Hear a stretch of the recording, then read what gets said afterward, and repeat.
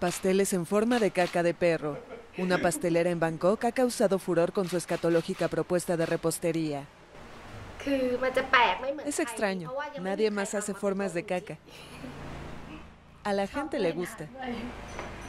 Todo empezó hace algunos meses con la solicitud de un cliente que buscaba un pastel con una forma inhabitual.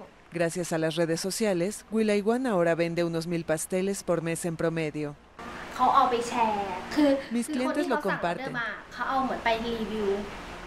La gente que me hace pedidos los revisa en línea y la gente los ve y los comparte. Por eso la gente comienza a seguirme en mi página. La empleada de oficina de 30 años que vendía sus pasteles vía internet de forma discreta dice haber sido la primera sorprendida. Estos postres a base de gelatina y leche de coco no son para todos. A algunos les gusta, a otros no, admite la pastelera.